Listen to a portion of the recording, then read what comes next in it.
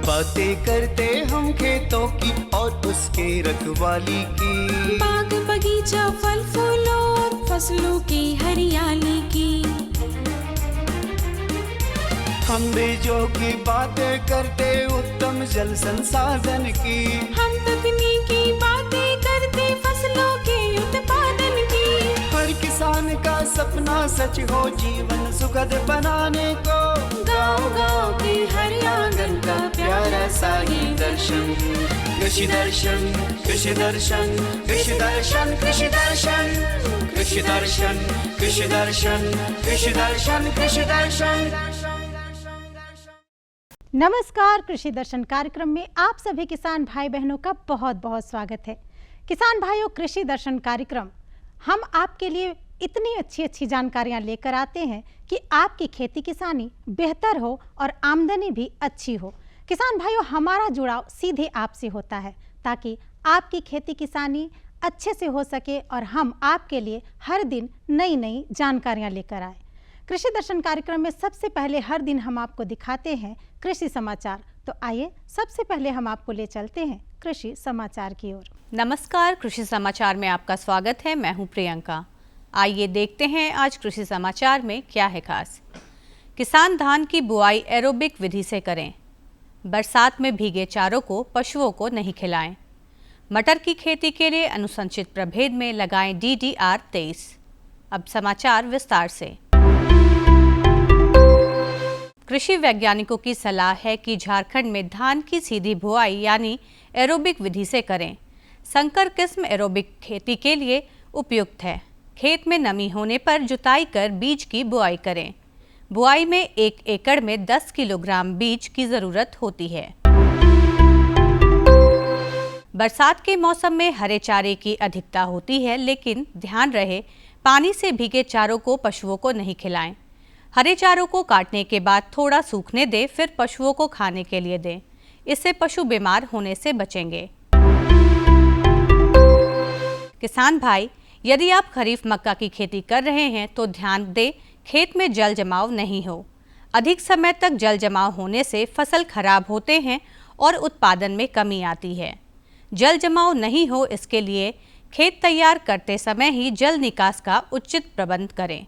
खरीफ जब किसान भाई खरीफ में मक्का की खेती कर रहे हैं तो सबसे महत्वपूर्ण है कि कई बार जल जमाव के कारण मक्का का उत्पादन, अगर 48 घंटे पानी हो जाता है, जल जमाव होता है, तो उससे उत्पादन में बहुत ज़्यादा गिरावट होती है। तो किसान भाइयों को खास ख्याल रखना चाहिए कि कभी भी किसी भी स्थिति में जल जमाव ना हो, इसलिए खेत तैयार करते समय ही ड्रेनेज चैनल निकाल देना चाहिए।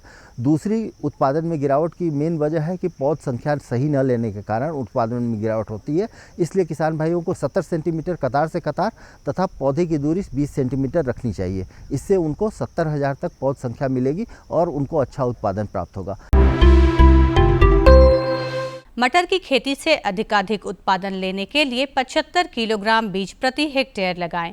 कतार से कतार की दूरी 30 सेंटीमीटर और बीज से बीज की दूरी 15 सेंटीमीटर रखें। बेहतर उत्पादन के लिए अनुशंसित प्रभेद में DDR 23, पुषा प्रभात, मालवीय, मटर 15 लगाएं। मटर की खेती के लिए खेत की तैयारी करते समय 2 से 3 बार देसी हल से खेत की अच्छी तरह जुताई करके पाटा चला दें। मटर की खेती मध्यम जमीन में करें, जहां पानी का जमाव नहीं होता है। किसान भाई खेत में मेड़ बनाने के लिए बंड फार्मर नामक कृषि यंत्र का प्रयोग कर सकते हैं। इसकी कार्यक्षमता कार्यानुसार है। आज की विशेष जानकारी है मिर्च फसल में कीट नियंत्रण के बारे में। समेकित कीट प्रबंधन के तहत मिर्च फसल में कीट नियंत्रण के लिए ऐसे उपाय हैं जो रासायनिक कीटनाशी से ज्यादा कारगर हैं। उन्हीं में से एक सरल उपाय है कि मिर्च फसल का हॉपर्स और सफेद मक्खी कीटों से बचाव के लिए खेत में प्रति एकड़ की दर से 1 डेल्टा चिपचिपा ट्रैप लगाएं। ये कीट इससे चिपक कर मर जाएंगे। और अब एक नजर राज्य के 5 प्रमुख शहरों के मौसम के मिजाज पर। आज राज्य के 5 प्रमुख नगरों के अधिकतम और न्यूनतम तापमान कुछ इस प्रकार दर्ज किए गए। रांची का अधिकतम तापमान 29 डिग्री सेल्सियस और न्यूनतम 23 डिग्री सेल्सियस। जमशेदपुर का अधिकतम तापमान 33 डिग्री सेल्सियस और न्यूनतम 28 डिग्री सेल्सियस। मेदिनीनगर का अधिकतम तापमान 33 डिग्री सेल्सियस और न्यूनतम 26 डिग्री सेल्सियस। देवघर का अधिकतम तापमान 33 डिग्री सेल्सियस और न्यूनतम 25 डिग्री सेल्सियस। और वहीं धनबाद का अधिकतम तापमान 30 डिग्री सेल्सियस और न्यूनतम 24 डिग्री सेल्सियस रहा। कृषि समाचार में आज इतना ही। अगले दिन अगले अंक में फिर मुलाकात होगी कुछ ताज़ा तरीन खबरों के साथ। तब तक के लिए दीजिए इजाजत। नमस्कार, जोहार। किसान भाइयों, कृषि समाचार में अभी आपने देखा कृषि जगत से जुड़ी तमाम तरह की जानकारियां, साथ ही मंडी के भाव के बारे में जाना और अगले 24 घंटे के अंदर मौसम का मिजाज कैसा रहेगा उसके बारे में भी आपको जानकारी मिल चुकी है। यहाँ पे लेते हैं एक छोटा सा विराम। विराम के बाद पुनः हाजिर होते हैं आपके लिए जानकारी लेकर। ये है नया बदलता भारत, जहां कृषि को मिल रही है तकनीक की ताकत। आज युवा किसानों की आधुनिक दृष्टिकोण और नवाचार कृषि में नई उम्मीदें जगा रहे हैं। आधुनिक कृषि की ये नई तस्वीर खेती को प्रभावशाली और सुसंगत व्यवसाय बना रही है। कृषि के पुराने तरीकों से कीट, रोग और मौसम में उतार चढ़ाव जैसी समस्याओं का समाधान संभव नहीं है। इस बात को समझते हुए माननीय प्रधानमंत्री श्री नरेंद्र मोदी जी ने कृषि को भी धीरे धीरे हाईटेक बनाने की पहल की है। ड्रोन टेक्नोलॉजी हमारे कृषि सेक्टर को दूसरे लेवल पर ले जाने वाली है। किस जमीन पर कितनी और कौन सी खाद डालनी है, मिट्टी में किस चीज की कमी है, कितनी सिंचाई करनी है, ये भी हमारे यहाँ अंदाजे से होता रहा है। ये कम पैदावार और फसल बर्बाद होने का बड़ा कारण रहा है। लेकिन स्मार्ट टेक्नोलॉजी आधारित ड्रोन यहां भी बहुत काम आ सकते हैं।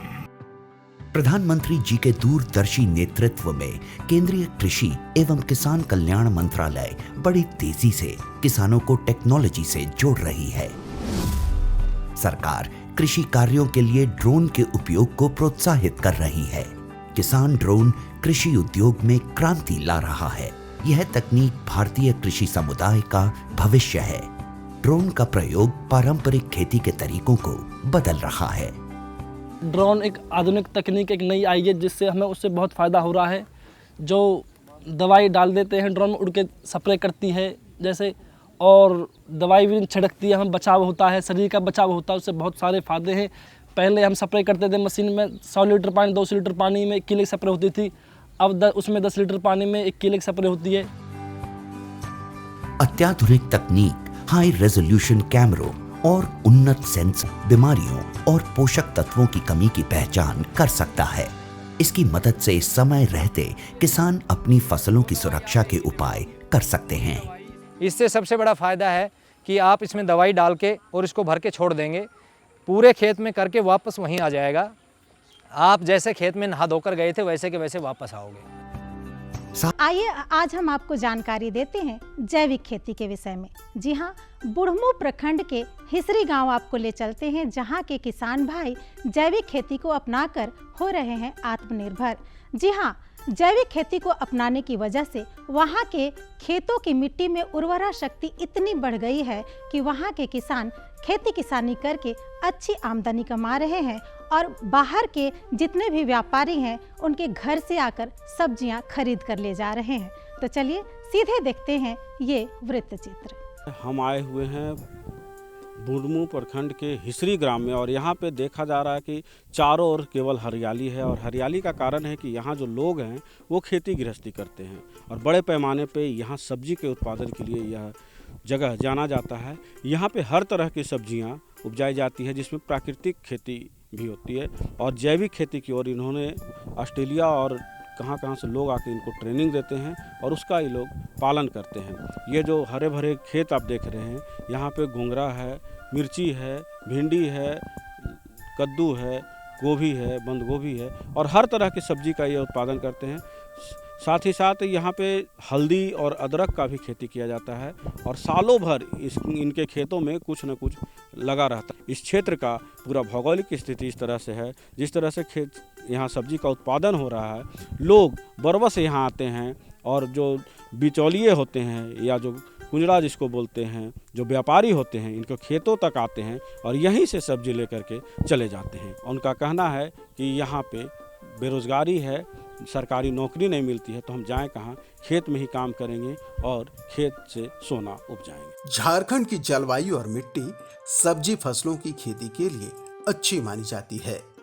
यही कारण है कि राज्य के विभिन्न हिस्सों में बड़े पैमाने पर सब्जी फसलों की खेती की जाती है। रांची जिला स्थित बुढ़मू प्रखंड का हिसरी गांव भी राज्य का एक ऐसा ही गांव है जहां किसान साल भर विभिन्न प्रकार की सब्जी फसलों की खेती करते हैं।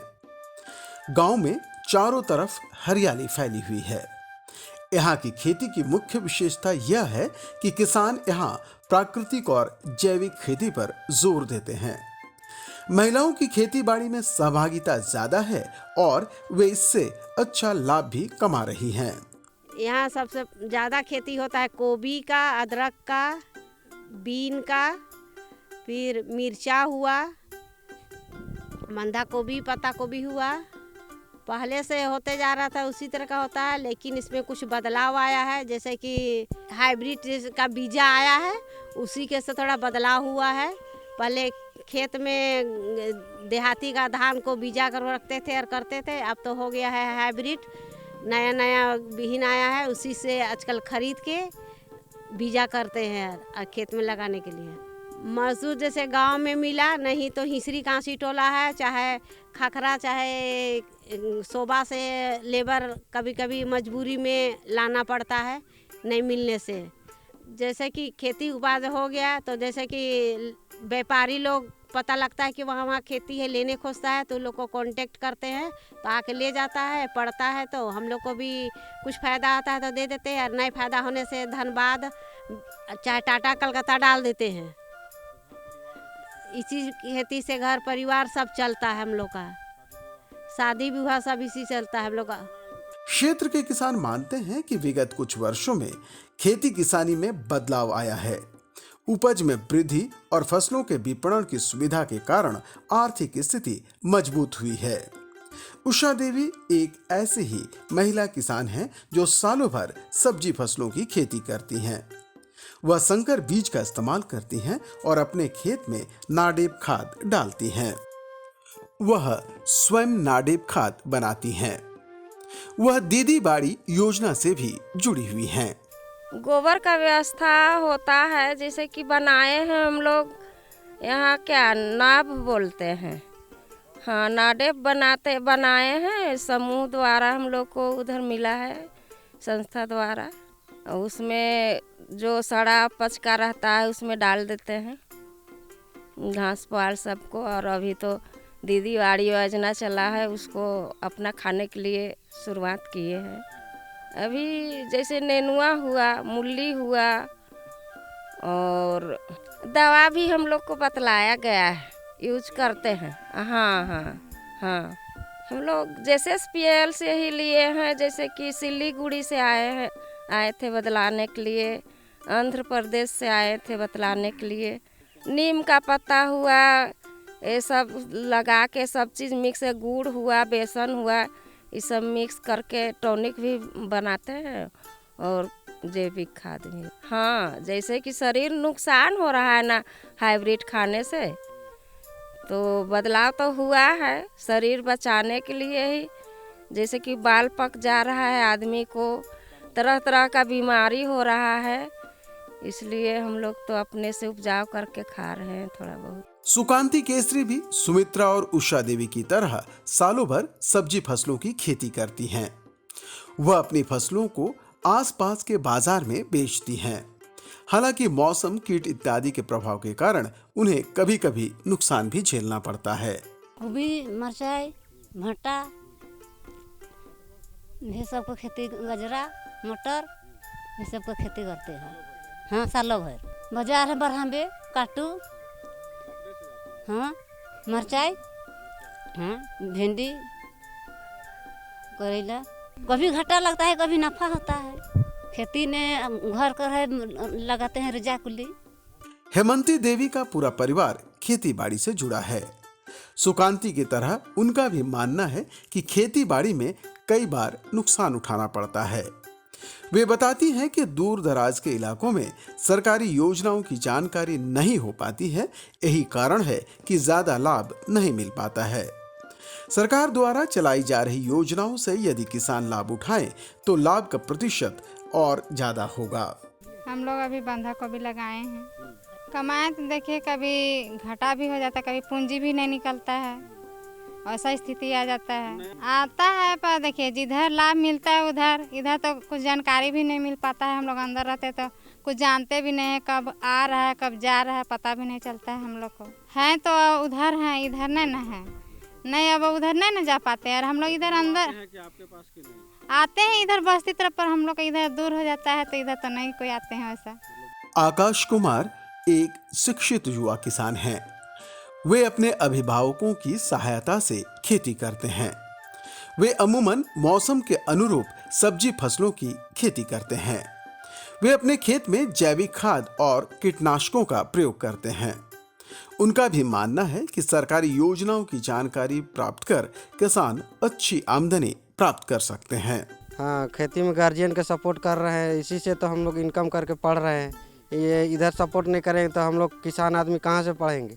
रोजगार तो कुछ मिल ही नहीं रहा है। कुछ करते हैं पर सरकार को उतना ध्यान नहीं दे रहा है किसानों पर, कि आदमी को ट्रेनिंग देगा उसके ऊपर कुछ करेगा किसान तब न जानेगा। हम लोग तो बचपन से परंपरागत खेती करते आ रहे हैं, उसी के ऊपर निर्भर है। सरकार कुछ देगा यहाँ पर तब ना, कुछ ट्रेनिंग उनिंग ले जाएगा ही नहीं, तो वो तो केवल कागज़ में दिखता है। ज़मीन पे एक भी, यहाँ कोई भी पूरा गांव में घूम लीजिए, एक भी सरकारी योजना का लाभ नहीं मिलेगा आपको। इतना सरकार बोलता है धान खरीद रहे हैं, चावल खरीद रहे हैं, दाना खरीद रहे हैं, किसान को एक भी कुछ नहीं मिलता है। पूरा अधिकारी में सब ब्लॉक में ही ऊपर कहाँ चल जाता है, कागज़ में दिखता है और ज़मीन में कुछ दिखता ही नहीं है।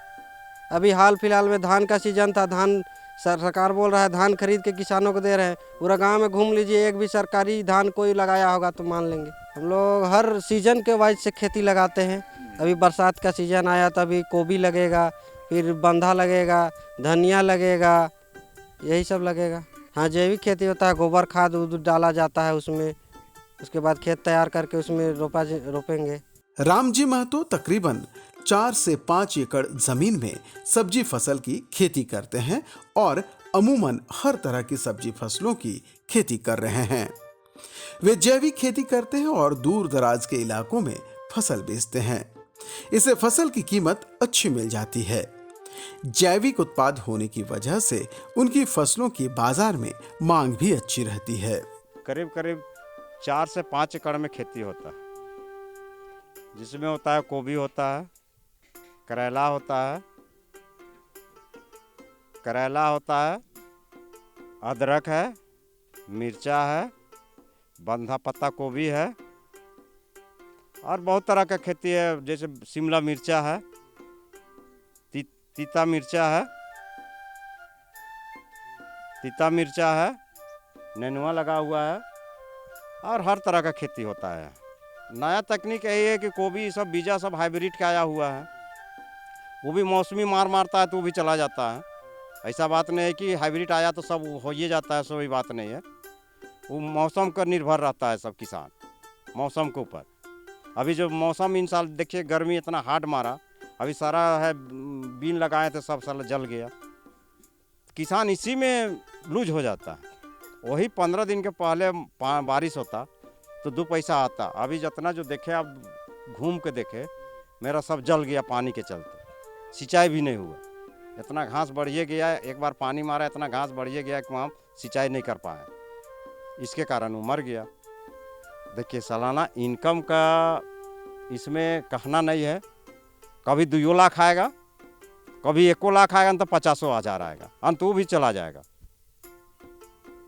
सिर किसान एक जुआ है और किसान हमेशा जुआ खेलता है और सरकार से मदद भी नहीं मांगता है, चाहे ऋण करके लगाए चाहे कुछ करके। सरकार दे भी नहीं पाएगा किसान को।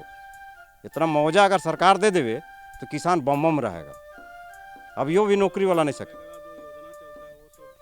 बेकार है, इसको नहीं कह सकते बेकार है, उसको हम लोग मानते भी नहीं। इसी से चलता है, पढ़ाई लिखाई सब इसी से चलता है। मेरा 3 गो है, अभी सब तीनों रांची में पढ़ रहा है, यही खेती के बदौलत से सब इसी से। अभी एक भतीजी के शादी किए हाल फिलहाल में, सब इसी से हुआ। हाँ 2 गो गाय है, ज़्यादा नहीं है, 2 गो है, ज़्यादा नहीं है। हाँ वो तो सेहत के लिए ज़रूरी है भाई, आप इतना खटिएगा खेत कीजिएगा तो भाई ज़रूरी है। वो अपना हो गया, फेटा हुआ नहीं है, वो ओरिजिनल मिलता है। आप जाइएगा तो कहीं दूध लीजिएगा तो पाउडर मिला के मिलेगा, कहीं पानी। तो लक्ष्मी है भाई, लक्ष्मी का तो सेवा कीजिएगा तो फल देगा ही। बुढ़मू के हिसरी गांव में बड़े और मझोले किसान हैं। अधिकांश किसान सब्जी फसलों की खेती करते हैं और जैविक विधि से खेतीबाड़ी कर रहे हैं। जैविक खेती करने के कारण इनकी फसलों की मांग बाजार में काफी है। राज्य के अन्य किसान भी जैविक या प्राकृतिक खेती कर अच्छी आमदनी प्राप्त कर सकते हैं। तो आपने देखा कि 5 एकड़ में जब जैविक खेती के द्वारा खेती किया जाता है तो न सिर्फ खेत की सेहत में सुधार आया है, बल्कि यहाँ के जो तमाम लोग हैं, ग्रामीण हैं, उनके सेहत को भी आपको देख के लग रहा होगा कि कितने स्वस्थ हैं और हृष्ट पुष्ट हैं। इसका कारण है कि जो खाते हैं वही ये लोग खिलाते हैं, ना कि ज़्यादा केमिकल डाल करके किसी को बेचना है, अपने लिए अलग रखना है। और इससे इनके खेत में जो उपजाऊपन है वो बरकरार रहता है और सालों भर इस खेत से सोना जिसको कहा जाता है उपजाते हैं। इसके लिए गाय भी रखना है, पशुपालन भी करना है, साथ ही साथ ये अपने शौकिया तौर पे मछली भी रखते हैं और बकरी भी रखते हैं, क्योंकि पशुपालन का खेती से एक लगाव है, बिना इसके खेती की कल्पना नहीं की जा सकती है। और जब हम जैविक की बात करते हैं तो बिना गोबर का कोई खाद नहीं बन सकती। इस क्षेत्र के बहुत सारे लोग जो हैं दूसरे जगह काम करने जाते हैं, हालांकि फ़ायदा नहीं होता है, लेकिन खेती में नुकसानी के कारण ही वो पलायन की ओर रुख करते हैं। पलायन भी रुकेगा और सरकार की योजनाओं का लाभ जब मिलेगा तो सरकार की वाहवाही भी होगी। और प्रधानमंत्री नरेंद्र मोदी की जो सोच थी कि हर किसान खुशहाल हो और उनकी आय दुगनी हो, इसमें बड़ा रोल होगा। आज के लिए बस इतना ही, अगले अंक में होगी फिर मुलाकात। तब तक के लिए पूरी टीम को दीजिए इजाज़त। जोहार, नमस्कार। तो ये थी हमारी आज की जानकारी। हमारी जानकारी आपको कैसी लगी, आप हमें हमारे इस पते पर लिख सकते हैं। जल्दी से हमारा पता नोट कीजिए। हमारा पता है कार्यक्रम कृषि दर्शन, कृषि प्रकोष्ठ द्वारा केंद्र निदेशक, दूरदर्शन केंद्र, रातू रोड, रांची। पिन संख्या है 834001। इसी तरह से हमारा कार्यक्रम देखते रहिए और लाभान्वित होते रहिए। फिर मिलेंगे कुछ नई जानकारियों के साथ। तब तक के लिए नमस्कार, जोहार।